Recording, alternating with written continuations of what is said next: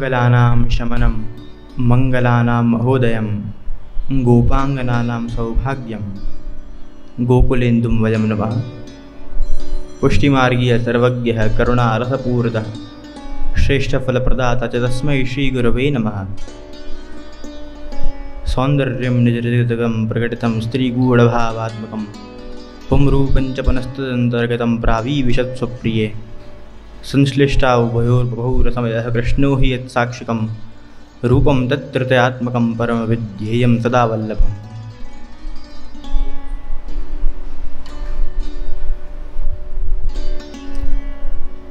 प्रिय वैष्णव, આજે અહીં પ્રથમ વખત કોઈ ગ્રંથને પકડીને હું એક વચનામૃત શિબિર કરી રહ્યો છું, તો સૌ પ્રથમ તો મારી એવી ઈચ્છા છે કે આપ બધા મળીને જોરથી ચંદ બાવાનો જય ઘોષ કરો। श्री वल्लभाधीश की जय, गोकुल के नंद की जय, श्री नवनीत प्रिया लाल की जय। तो प्रिय भाग्यवान वैष्णवो, આજે આપણે ભક્તિવર્ધિની ગ્રંથ પર ચર્ચા કરવાના છીએ। વૈષ્ણવ, આ ગ્રંથ ખૂબ અગત્યનો છે આપણી માટે, પણ આ દુર્લભ ગ્રંથ છે। જલ્દીથી આના ઉપર આપણને ક્યાંય વચનામૃત સાંભળવામાં આવશે નહીં, એટલે આ બધા અહીંયા બેસ્યા છો તો એ ઠાકોરજીની કૃપા છે કે આપ લોકોમાં ઠાકોરજીની પાત્રતા દેખાઈ હશે કે આપને આ ગ્રંથ શ્રવણ કરવાનો સૌભાગ્ય પ્રાપ્ત થાય છે। એટલે માટે મેં કીધું કે ભાગ્યવાન વૈષ્ણવ। આપણને પ્રશ્ન થાય કે આપણે પ્રભુને કઈ રીતે પ્રાપ્ત કરી શકીએ, તો એના માટે પ્રભુ ઉપનિષદોમાં આજ્ઞા કરે છે, યમય વૈશ વર્ણતે તેન લભ્ય, કે હું પોતે જેનો વરણ કરું છું, मैं जिसको खुद चूज करता हूँ તે જ મને પામી શકે છે। હું બહુ જ્ઞાનથી નહીં આવું, બહુ શ્રવણથી નહીં આવું, બહુ જપ તપથી નહીં પ્રાપ્ત થાઉં, પણ જ્યારે હું કોઈનો ચયન કરું છું, હું કોઈનો વરણ કરું છું, ત્યારે જ એ મને પામી શકે છે। એ જ રીતે આપણને આ ગ્રંથ માટે સમજવું, કારણ કે આ જેમ મેં કીધું કે આ ખૂબ દુર્લભ ગ્રંથ છે, તો પ્રભુની કૃપાનો અનુભવ આપણને કરવાનો કે આવા દુર્લભ અને ખૂબ જ અગત્યના ગ્રંથની પાત્રતા આપણામાં જોઈને અને પ્રભુએ આ બધાને અહીંયા સન્મુખ કર્યા છે। જેમ અકબર રાજા અને શ્રી ગુસાઈજીનો પ્રસંગ આવે છે, સાહેબ કેસે મેળે, ખૂબ પ્રખ્યાત પ્રસંગ છે કે જ્યારે અકબર ગુસાઈજી પાસે આ પ્રશ્ન લઈને ગયો કે સાહેબ કેસે મિલે, ત્યારે ગુસાઈજીએ શું આજ્ઞા કરી કે જૈસે આપ હમસો મિલે। આ વાત અકબર સમજી ન શક્યો અને ગુસાઈજીને પાછો પ્રશ્ન કર્યો કે આનો અર્થ શું? ત્યારે ગુસાઈજીએ એને સમજાવ્યો કે જો કોઈ સાધારણ વ્યક્તિને તમને મળવાની ઈચ્છા હોય તો એ મળી શકે ખરો? એ નહીં મળી શકે, પણ જો એ વ્યક્તિને મળવાની ઈચ્છા જો તમારી હોય તો એ મળી શકે, જરૂર મળી શકે। એવી જ રીતે જ્યારે આપણને પ્રભુને મળવાની ઈચ્છા હોય અને પ્રભુની ઈચ્છા ન હોય તો આપણે કેટલા પણ પ્રયાસો કરી લઈએ પણ આપણે ઠાકોરજીને મળી ન શકીએ, આપણે ઠાકોરજીને પ્રાપ્ત કરી શકીએ નહીં। પણ જો પ્રભુની ઈચ્છા છે તો એ ભલે કેટલો પણ દુષ્ટ વ્યક્તિ પણ કેમ નહીં હોય, પ્રભુને એ પ્રાપ્ત કરી જ શકે છે, કારણ કે પ્રભુની ઈચ્છા છે. એ જ રીતે પ્રભુએ આ ભક્તિવર્ધિની ગ્રંથ માટે તમારો ચયન કર્યો છે, તમને પસંદ કર્યા છે આ ગ્રંથ માટે. અને આ ગ્રંથ શ્રી મહાપ્રભુજી દ્વારા જે 16 ગ્રંથ રચાયા એમાંનો 11મો ગ્રંથ છે. શ્રી મહાપ્રભુજીએ આ ગ્રંથ ગદાધર દાસ અને પુરુષોત્તમ જોશીને સંભળાવ્યું હતું. આપ ઘરે જઈને આમની વાર્તાનું વાંચન કરજો, એમાં ઉલ્લેખ મળશે તમને. અને આ ગ્રંથનું નામ જ પોતે બતાવી દે છે કે આમાં શ્રી વલ્લભ શું આજ્ઞા કરી રહ્યા છે. અને આ ગ્રંથ શેના માટે લખાયો છે? ભક્તિવર્ધિની, જે ભક્તિનું વર્ધન કરે એવો આ ગ્રંથ છે. આનું નામ સાંભળીને આપણને એવું લાગે કે આ ખૂબ સરળ ગ્રંથ છે, પણ આમાં જે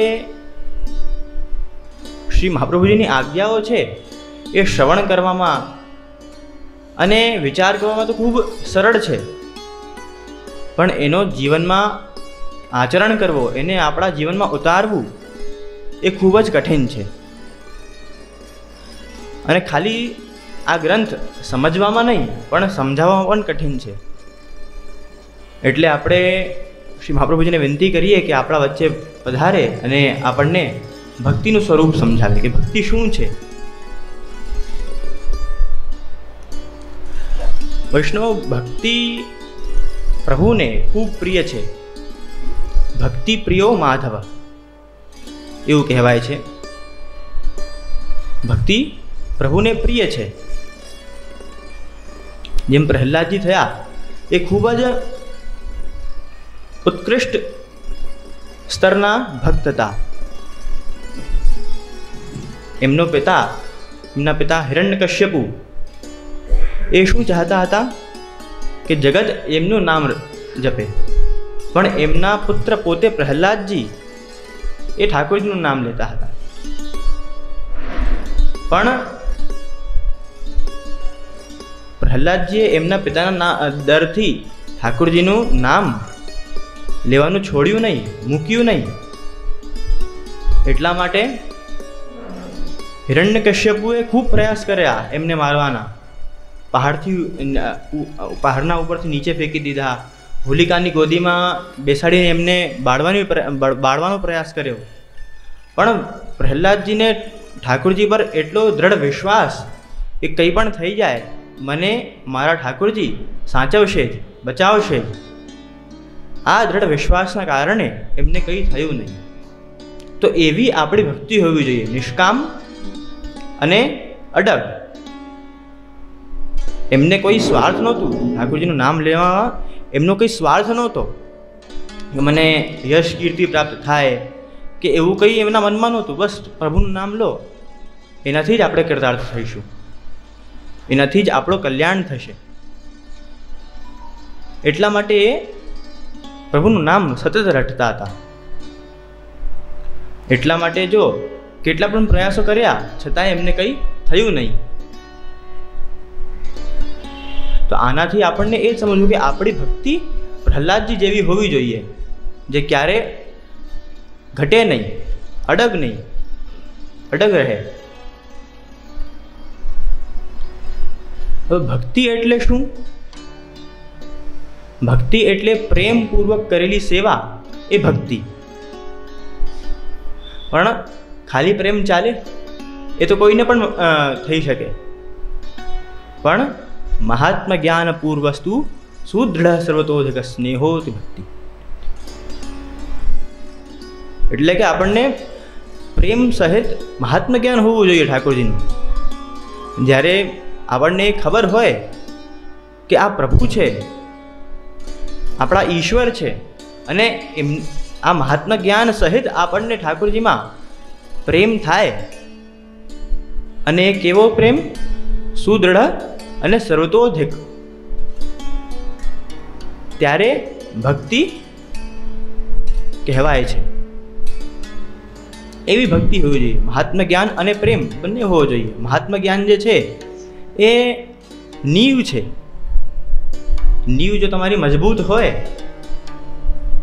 તો કેટલી પણ ઊંચી બિલ્ડિંગ બનાવો એ પડશે નહીં. પણ જો તમારી નીવ કાચી હોય તો બિલ્ડિંગ પડી જ જશે. એટલે આપણી નીવ મજબૂત હોવી જોઈએ કે આ પ્રભુ છે, આખા ભૂમંડળના નાથ છે, આખા બ્રહ્માંડના નાયક છે. અને એ સહિત આપણને જ્યારે ઠાકોરજીમાં પ્રેમ થાય ત્યારે ભક્તિ થાય છે. આપણને એવી ભક્તિ હોવી ખૂબ જરૂરી છે. હવે આપણને પ્રશ્ન થાય કે આપણને ભક્તિ કેમ કરવી? ભક્તિ કરવાથી આપણને શું પ્રાપ્ત થશે? ધન પ્રાપ્ત થશે? યશ કીર્તિ પ્રાપ્ત થશે? નહીં થાય આવું ઘણા લોકો વિચારતા હોય છે. પણ પ્રભુમાં બધું સમાવિષ્ટ છે. પ્રભુના આપણે ચરણારવિંદ પકડી લઈએ દ્રઢ કરી તો આપણને બધું अपने आप मળી જ જશે. ઈશાવાસ્ય ઉપનિષદ છે એનો શાંતિ પાઠ શું કહે છે? ઓમ પૂર્ણમદઃ પૂર્ણમિદં પૂર્ણાત પૂર્ણમુદચ્યતે પૂર્ણસ્ય પૂર્ણમાદાય પૂર્ણમેવાવશિષ્યતે. એટલે કે આ જે પૂર્ણ બ્રહ્મ એટલે ઠાકોરજી છે એમાંથી આ કાર્ય બ્રહ્મ જગત થયું છે. અને આ જે પૂર્ણ પરબ્રહ્મમાંથી પૂર્ણ જગત બ્રહ્મ થયો છે એ જ્યારે પાછો લીન થશે પ્રભુમાં ત્યારે પણ એ પૂર્ણ પરબ્રહ્મ જ શેષ રહેશે. આનાથી આપણને શું સમજવું કે આ દુનિયામાં જેટલી પણ વસ્તુઓ છે એ બધી અનિત્ય છે અને એકમાત્ર પ્રભુ જ નિત્ય છે. એટલે આપણે જ્યારે આપણે જન્મ લઈએ છીએ તો આપણું પુનઃ ત્યાં પાછા જવું એ પણ નિશ્ચિત જ છે. એટલે જો આપણે પ્રભુમાં આસક્તિ નહીં રાખીને અને આ લોકના બધી વસ્તુઓમાં આપણે આપણું મન રાખીએ, ધન સંપત્તિ ઘર આદિમાં, તો એ શું તમારી જોડે જશે? આપણો મોહ તો આપણા સ્વજનની જોડે પણ હોય છે. તો આપણે એવું વિચારી શકીએ કે આપણે જ્યારે ત્યાં જઈએ ત્યારે એને પણ લેતા જઈએ.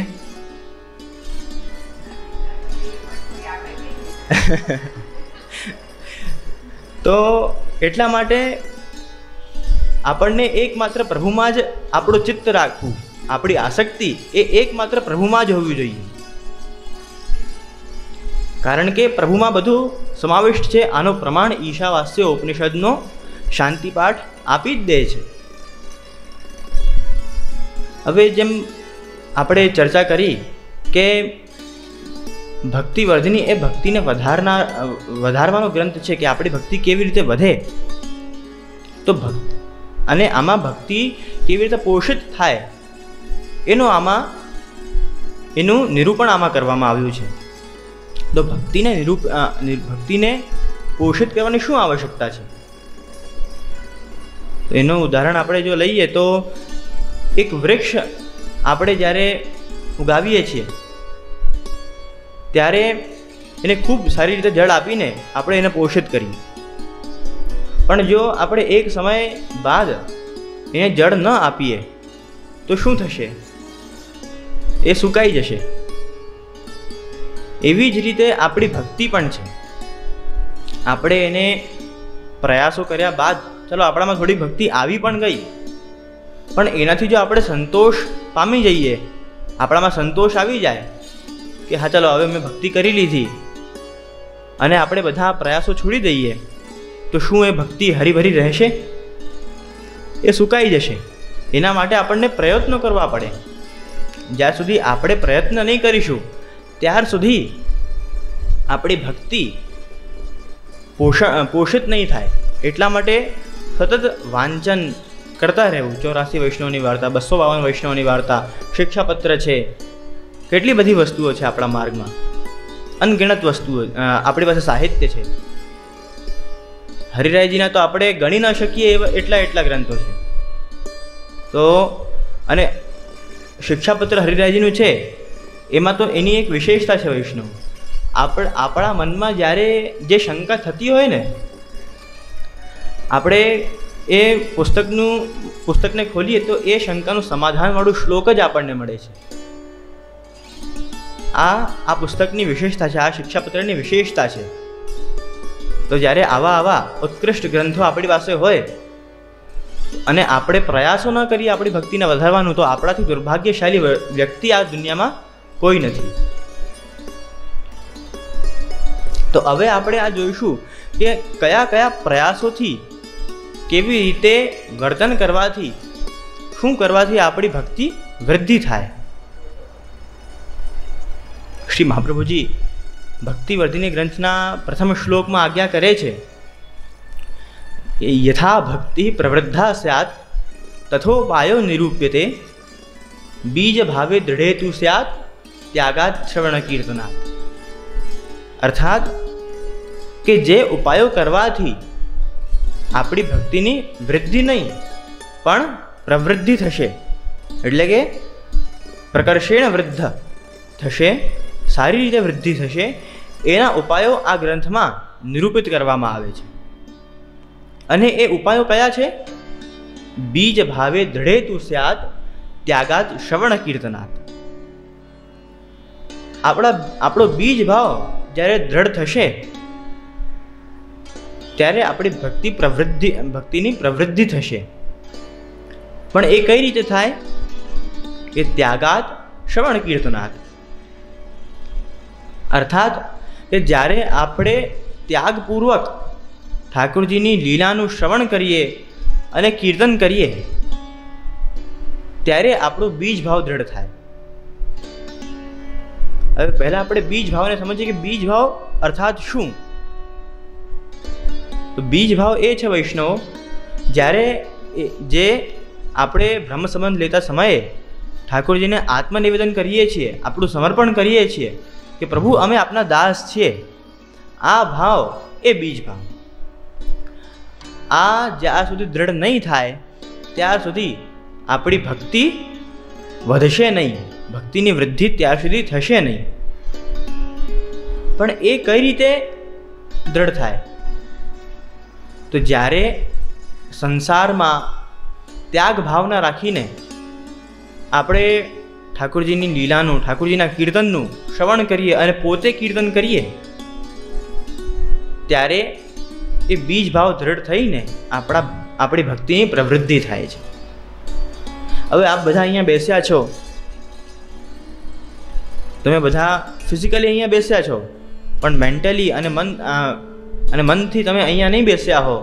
તમારું મન અને દિમાગ ક્યાંય બીજે હોય કે મારા ઘરમાં આ કામ બાકી છે, કે મારા વ્યાપારમાં આ નુકસાન થઈ ગયો, વગેરે વગેરે. તો શું હમણાં જે વચનામૃત થઈ રહ્યા છે એ તમારા હૃદયારૂઢ થશે? હૃદયમાં ઉતરશે? નહીં ઉતરે. એટલે ત્યાં જે આપણો ચિત્ત છે, એમાં જે આસક્તિ છે, એનો ત્યાગ કરીને જ્યારે તમે આ વચનામૃતનું શ્રવણ કરશો ત્યારે જ શ્રી મહાપ્રભુજી દ્વારા આમાં નિરૂપિત સિદ્ધાંતો છે એ આપણા હૃદયમાં ઉતરશે. તો એવી રીતે જ્યારે આપણે ઠાકોરજીના કીર્તનનું શ્રવણ કરીએ, ઠાકોરજીની લીલાનું શ્રવણ કરીએ, વાંચન કરીએ ત્યારે આપણો બીજ ભાવ દ્રઢ થાય. અને બીજ ભાવ દ્રઢ થવું એ અતિ આવશ્યક છે, કારણ કે એનાથી આપણા અંદર દીનતા આવે છે. અને દીનતા એ આપણા માર્ગનું સૌથી અમૂલ્ય આભૂષણ છે. જો દીનતા આપણી અંદર નહીં હોય તો આપણું પતન થશે, આપણે ઠાકોરજી સુધી પહોંચી નહીં શકીએ, આપણે પુષ્ટિ માર્ગમાં આગળ નહીં વધી શકીએ અને આપણી અંદર અહંકાર આવી જશે. અહંકાર ક્યારે પ્રવેશ કરે આપણી અંદર એ આપણને ખ્યાલ આવતો નથી. ગોવિંદદાસ ભલ્લાની વાર્તામાં આવે છે કે એ શ્રીનાથજીના બંને સમયના વાસણની સેવા કરતા હતા અને પણ એ બધા જે સેવકો હતા એમની જોડે મહાપ્રસાદ નહોતા લેતા, એ પોતાની રસોઈ અલગથી કરતા હતા. આ વાતની જાણ શ્રી મહાપ્રભુજીને શ્રીનાથજીએ કરી કે તેરો સેવક મૂકું ખીજાવત હૈ. ખીજાવત હૈ એટલે દાંટવું નહીં, પણ મને સતાવે છે. કેવી રીતે? કે મારો મહાપ્રસાદ એ લેતો નથી, એ પોતાની રસોઈ સિદ્ધ કરી અલગથી લે છે. એટલે મહાપ્રભુજી ત્યાં પધાર્યા.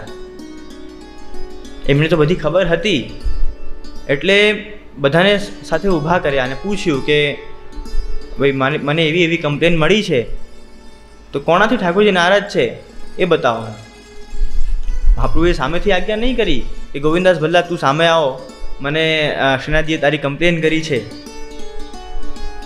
પણ બધાથી પૂછ્યું ત્યારે ખબર પડી કે આવી આવી વાત છે. તો શ્રી મહાપ્રભુજીએ ગોવિંદાસ ભલ્લાને આજ્ઞા કરી કે તમે કેમ આવી રીતે કરો છો? બધા સેવકો જેમ ચાલે છે એમની ભાંતિ જ ચાલો તમે લોકો, તમે પણ. ત્યારે ગોવિંદાસ ભલ્લાએ મહાપ્રભુજીને વિનંતી કરી કે મને દેવ દ્રવ્યનો દોષ લાગી જશે. તો મહાપ્રભુજીએ કીધું કે ઠીક છે, ચાલ તું મારી સેવામાં આવી જા, મારી ટહેલ કર. ત્યારે ગોવિંદાસ ભલ્લાએ શું કહ્યું કે મને ગુરુ દ્રવ્યનો દોષ લાગી જશે. હું ગુરુનું લઉં છું, ત્યાં મને દેવનું દોષ લાગી જશે, અને અહીંયા મને ગુરુનો દોષ લાગી જશે. એટલે હું કંઈ લેતો નથી, પોતાનું અલગથી કરું છું.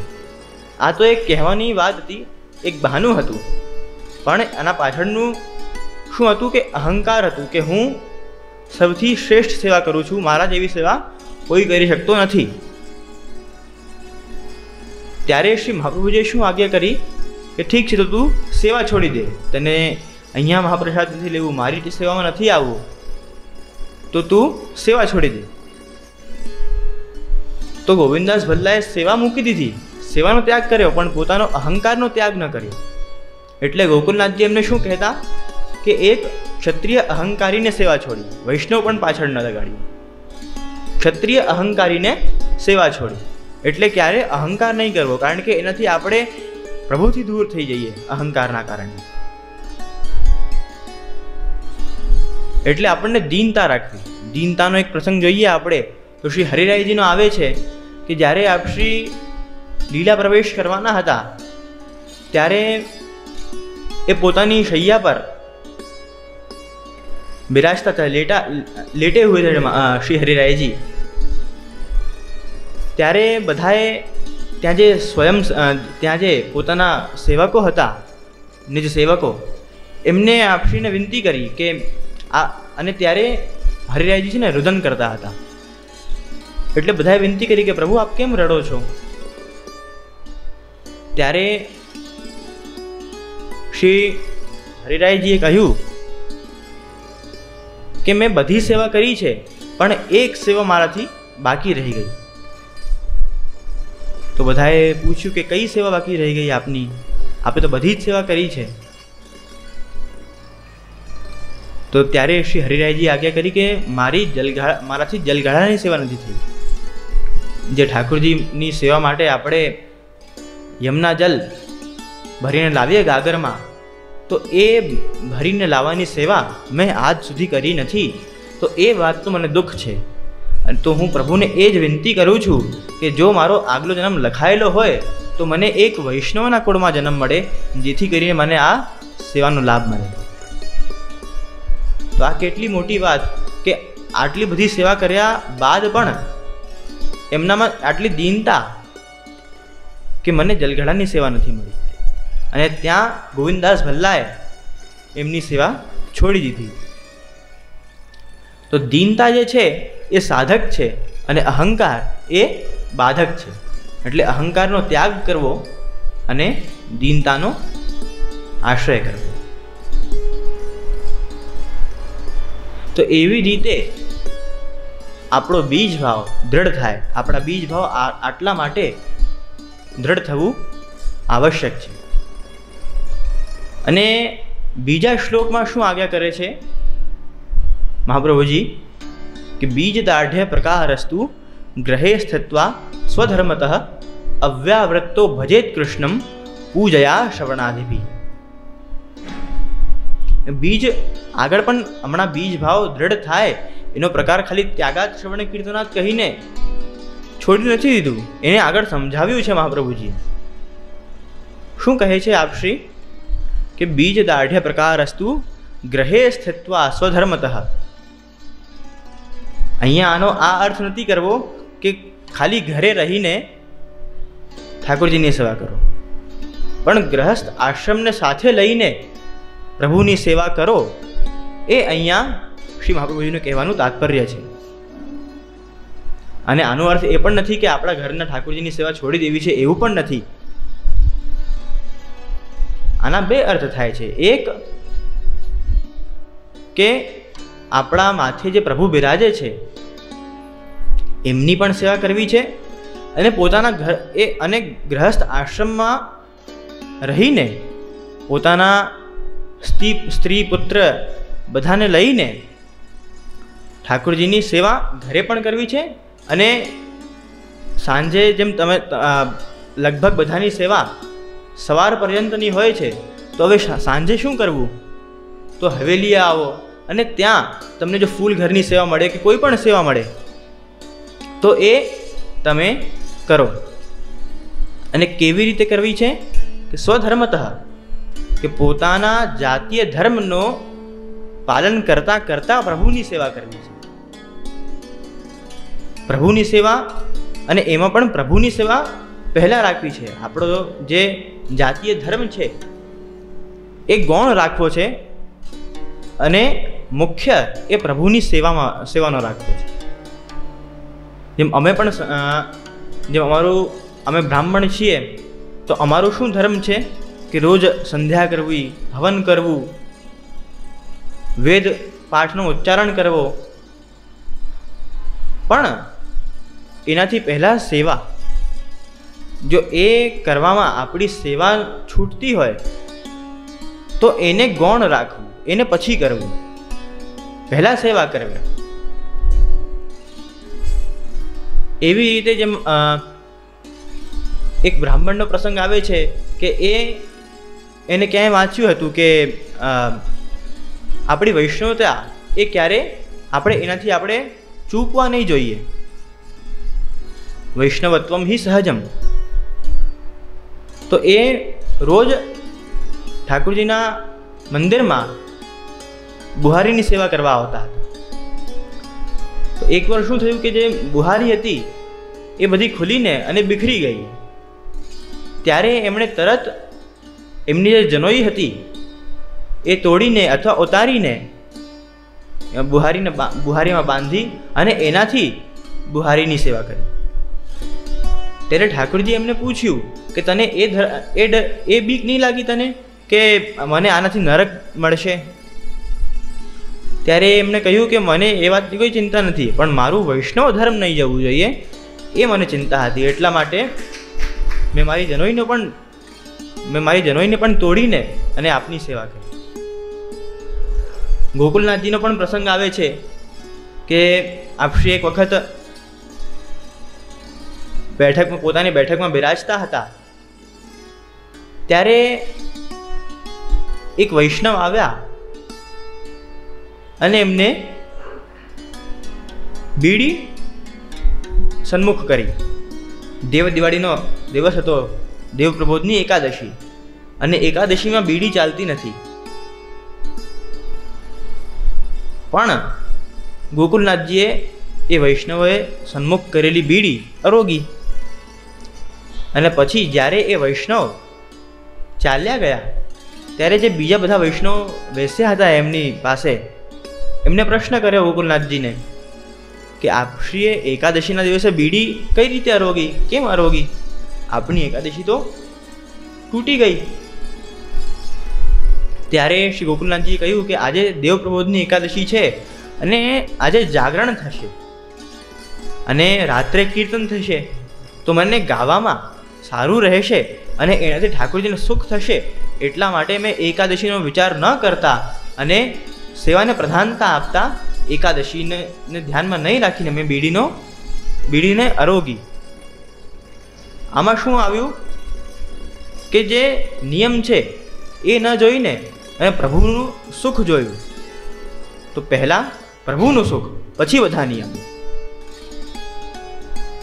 આવી રીતે સ્વધર્મતઃની વ્યાખ્યા આપણે જોઈએ કે ગ્રહસ્થત્વા સ્વધર્મતઃ. અને અવ્યાવૃત્તો ભજેત કૃષ્ણમ પૂજયા શ્રવણાદિભી. અવ્યાવૃત થઈને અર્થાત બધું જ છોડીને આપણને પ્રભુની સેવા કરવી છે. તો અવ્યાવૃત એટલે કે બધું છોડીને, એટલે કે વ્યાપાર ઇત્યાદિ જે પણ લૌકિક વસ્તુઓ છે એનો ત્યાગ કરીને આપણે ઠાકોરજીની સેવા કરીએ. પણ એની જોડે જોડે ઠાકોરજીએ, શ્રી મહાપ્રભુજીએ એ પણ ધ્યાન રાખ્યું કે કોઈ જો એવી રીતે સેવા ન કરી શકે, પોતાનું ઘર ચલાવવા માટે તો કંઈ આપણને કરવું જ પડે પુરુષાર્થ. એટલે આગળ શું આજ્ઞા કરે છે મહાપ્રભુજી કે વ્યાવૃત્તોપી હરૌ ચિત્તમ શ્રવણાદૌ યતેત સદા તથા પ્રેમ તથા શક્તિર વ્યસનમ ચ યદા ભવેત. કે વ્યાવૃત્તિ કરતાં કરતાં પણ આપણે ઠાકોરજીમાં આપણે મન લગાવી શકીએ છીએ. કઈ રીતે? એ શ્રવણાદૌ યતેત સદા, એટલે કે સદા યત્નપૂર્વક આપણે જ્યારે ઠાકોરજીનું નહીં લીલાઓનું શ્રવણ કરીએ ત્યારે આપણે વ્યાવૃત્તિમાં રહીને પણ આપણે ઠાકોરજીમાં ચિત્ત લગાવી શકીએ છીએ. અને આદિ કયું? શ્રવણાદૌ યતેત સદા. આદિ એટલે કોઈ પણ વસ્તુથી, જેમ તમે કોઈ હોય અને એ માની લો કે કોઈએ અથાણાનું બિઝનેસ સ્ટાર્ટ કર્યું. આજકાલ તો બહુ ચાલે છે ઓનલાઈન, બધા વોટ્સએપ પર ને બધા ફોટોઝ જોતો હોઉં તો માની લો કે કોઈએ અથાણાનું બિઝનેસ સ્ટાર્ટ કર્યું, ત્યારે જો એને એ વિચાર આવે કે ચાલો આપણે શરૂઆતમાં આપણા ગુરુને પધરાવીએ, આપણા અથાણું આપણે ગુરુને પધરાવીએ, તો એ વ્યાવૃત્તિમાં પણ એનું ચિત્ત ક્યાં હતું? ગુરુમાં. એટલે એનું મન એ પોતે अपने आप વ્યાવૃત્તિ કરતાં કરતાં પણ એનું ત્યાં લાગી ગયું. કોઈનો આમનો બગીચો હોય, આમનો સિઝન ચાલતો હોય અને એનો આમનો બગીચો હોય, ત્યારે એ એવું વિચારે, સારા આમ આવ્યા હોય બગીચામાં, ત્યારે એ એવું વિચારે કે ચાલો આપણે ઠાકોરજી માટે પધરાવીએ આમ, અને એ પધરાવે તો એનું સમર્પણ થયું. આ તો એ બજારમાં વેચે એ જુદી વાત, પણ પહેલાં ઠાકોરજી માટે અલગથી કાઢે તો એ વ્યાવૃત્તિ કરતાં કરતાં પણ પ્રભુમાં પોતાનું ચિત્ત રાખે છે. એની જગ્યાએ જો એવું વિચારી લે કે ત્યાં પધરાવવાની શું જરૂર છે, ચાલો ને હું જ ખાઈ જાઉં, તો ત્યાં એનું મન ઠાકોરજીમાં નથી, એનું મન પોતામાં છે. પણ જો એ એવું વિચારે કે હું મારી સેવા પ્રભુમાં વિનિયોગ કરાવું, તો શું થયું? આ વ્યાવૃત્તોપી હરૌ ચિત્તમ શ્રવણાદૌ યતેત સદા. અને આવું કરવાથી શું થશે કે તતઃ પ્રેમ તથા શક્તિર વ્યસનમ ચ યદા ભવેત. કે જ્યારે આવું કોઈ કરશે ત્યારે એને ઠાકોરજીમાં ધીમે ધીમે પ્રેમ થશે. પછી થોડો સમય જશે તો એને પ્રભુમાં આસક્તિ થશે. અને જ્યારે પ્રભુની કૃપા થશે, મહદ કૃપા થશે, ત્યારે જઈને એને ઠાકોરજીનું વ્યસન થશે. હવે પ્રેમની આપણે વ્યાખ્યા જોઈએ તો શું છે કે ભક્તિ પોષણમાં આવે છે કે કહીએ પ્રેમનું લક્ષણ એ જ્યારે મળે ત્યારે તેનો તે સ્નેહ, વિયોગ થાય ત્યારે તપે તન, ત્યાંનું ત્યાં વળગી રહે મન. કે જ્યારે આપણને કોઈનાથી પ્રેમ હોય અને આપણે એને મળીએ તો એવું નહીં કે આપણે ગઈ વખત મળ્યા હતા એના કરતાં ઓછું કે વધી જાય પ્રેમ, એનો એ જ સ્નેહ રહે છે. વધે તો વાંધો નહીં, ઘટવો નહીં જોઈએ. વધે તો સારામાં સારું, પણ એનાથી ઓછો નહીં થવો જોઈએ. તો કહીએ પ્રેમનું લક્ષણ એ જ્યારે મળે ત્યારે તેનો તે સ્નેહ. અર્થાત આપણે જ્યારે ઠાકોરજીને સન્મુખ થઈએ, જેટલી વાર થઈએ, ત્યારે આપણો અને ઠાકોરજી પ્રત્યેનો સ્નેહ એનો એ જ રહેવો જોઈએ. એવું નહીં કે આપણો કોઈ નુકસાન થયો હોય તો આપણો પ્રેમ ઠાકોરજીમાંથી ઘટી જાય. એક વૈષ્ણવનો પ્રસંગ મને યાદ આવે છે કે એમના જે ઘરવાળા હતા એ કોઈ કારણસર ચાલ્યા ગયા. સખડીની સેવા બિરાજતી હતી એમના ત્યાં. તો એમણે આવીને પ્રશ્ન કર્યો કે જે એવું કેમ થયું? મારી ઘરવાળી તો દિવસ રાત ઠાકોરજીની સેવામાં તત્પર હતી, તો ઠાકોરજીએ એને આવી ગતિ કેમ આપી? કેમ આવું કર્યું એની જોડે? એટલા આ દુઃખથી મેં શું કર્યું કે ઠાકોરજીની સેવામાં જે સખડી સેવા હતી એની જગ્યાએ ખાલી ઠાકોરજીને ખીચડી જ હું કરું છું. એવું કરાય વૈષ્ણવ? જે આખી દાળ ભાત રોટલી શાક જે બધા પ્રકારો એ બેન ધરતા હતા એ ચાલ્યા ગયા. એના દુઃખમાં ઠાકોરજીને એ ખાલી ખીચડી અરોગાવ.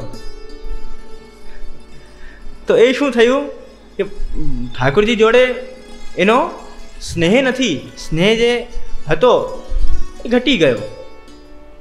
તો આવું નહીં થવું જોઈએ. પદ્મનાભદાસજી તો પેલા છોલે પણ પ્રેમપૂર્વક ધરતા હતા, ઠાકોરજી બધું અરોગી જતા. તો એવો સ્નેહ હોવો જોઈએ આપણો.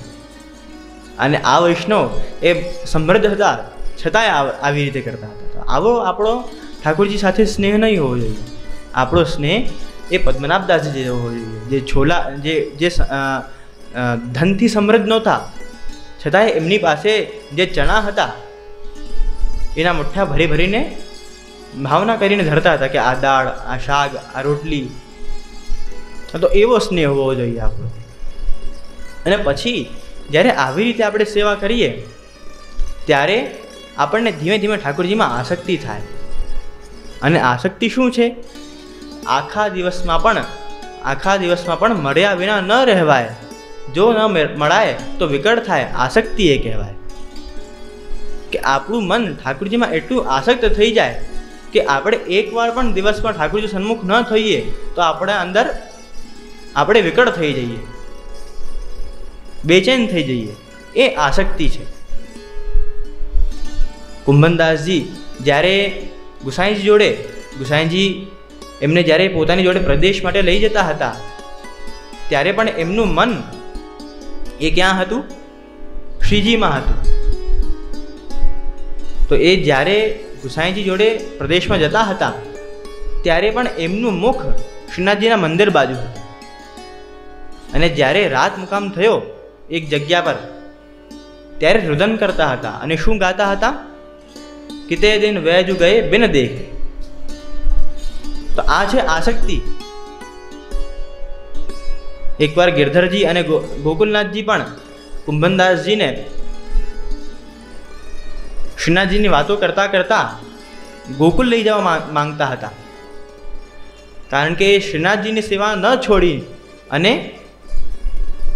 છોડીને અને નવનીત ગાજીની સેવામાં ત્યાં નહોતા જતા.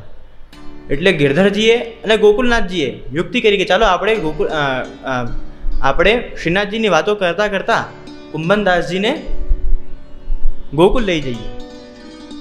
અને કુંભનદાસજી તો શ્રીનાથજીની વાતોના રસિક હતા, મગ્ન થઈ જતા હતા એકદમ. એટલે એમની વાતોમાં ક્યારે એ યમુના તટે પહોંચી ગયા એમને ખ્યાલ ના આવ્યો. અને ત્યારે એમને ધ્યાન આવ્યું કે હું ક્યાં છું, અને પાછા દોડતા દોડતા મંદિરે આવ્યા. અને ત્યારે ઠાકોરજીની સેવાનું પ્રારંભ થયું. ત્યાર સુધી ચાવીનો ઝુમકો જ ન મળ્યો. ચાવીનો ઝુમકો જ ન મળ્યો એટલા માટે સેવામાં વિલંબ થઈ ગયો. પણ સાચો કારણ શું હતું? કુંભનદાસજીની વાટ શ્રીનાથજી જોતા હતા. તો આવી આસક્તિ છે. આવી આસક્તિ આપણી જો પ્રભુમાં હોય, આપણા અંદર 1% પણ આપણી આવી આસક્તિ હોય તો આપણે કૃતાર્થ થઈ જઈએ. અને